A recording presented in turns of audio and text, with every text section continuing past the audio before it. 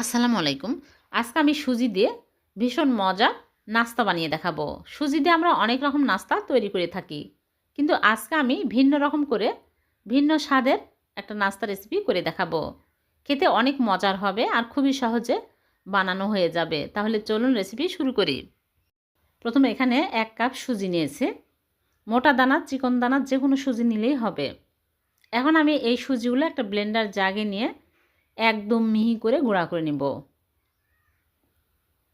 ভালো করে গুঁড়া করে নিতে হবে। এরকম করে আমি গুঁড়া করে নিয়েছি। একদম মিহি হয়েছে। এখন আমি এক সাইডে রেখে দিচ্ছি। আর এদিকে একটা বোলের মধ্যে নিয়ে নিচ্ছি তেল। এখানে আমি হাফ কাপের একটু বেশি তেল নিয়েছি। আর হাফ কাপ চিনির গুঁড়া। চিনি ব্লেন্ডারে গুঁড়া করে নিতে হবে।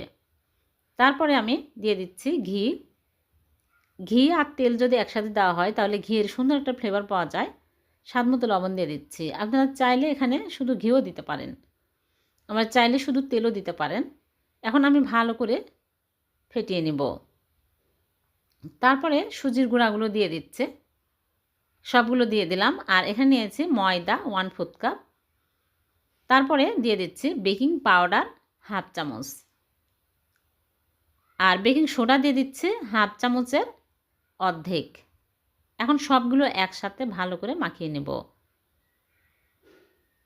এখানে যদি দেখেন একদম শক্ত হয়ে গেছে তাহলে আরও সামান্য পরিমাণে ঘি অথবা তেল দিবেন। আমার একদম পারফেক্ট হয়েছে, কিছুই দেওয়ার প্রয়োজন হয়নি। ভালো করে মাখিয়ে নিতে হবে। এই ডোটা বেশি শক্ত হবে না, একটু নরম টাইপেরই হবে। তারপর বোর্ডের উপরে নিয়ে আমি পাতলা করে লম্বা করে নেব। বেশি পাতলাও হবে না আবার বেশি মোটাও হবে না, এরকম করে সমান করে দিতে হবে।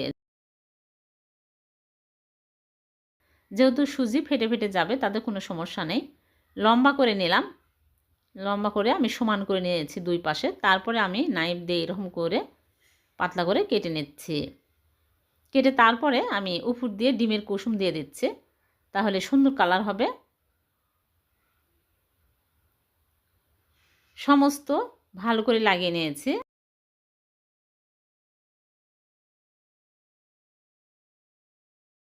তারপর আমি খুবই সাবধানে এরকম করে তুলে একটা স্টিলের প্লেটে ঘি ব্রাশ করে নিয়েছি।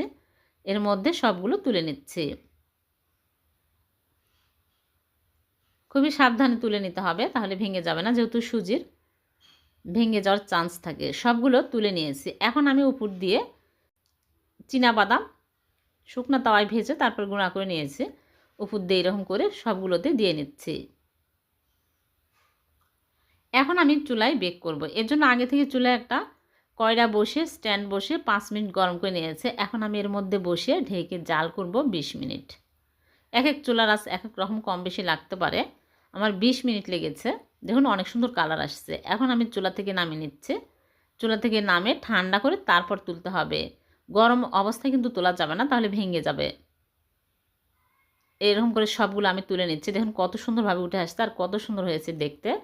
খেতেও মাশাআল্লাহ অনেক মজার হয়েছে। সকাল বিকেলে চায়ের সাথে খেতে খুবই ভালো লাগে।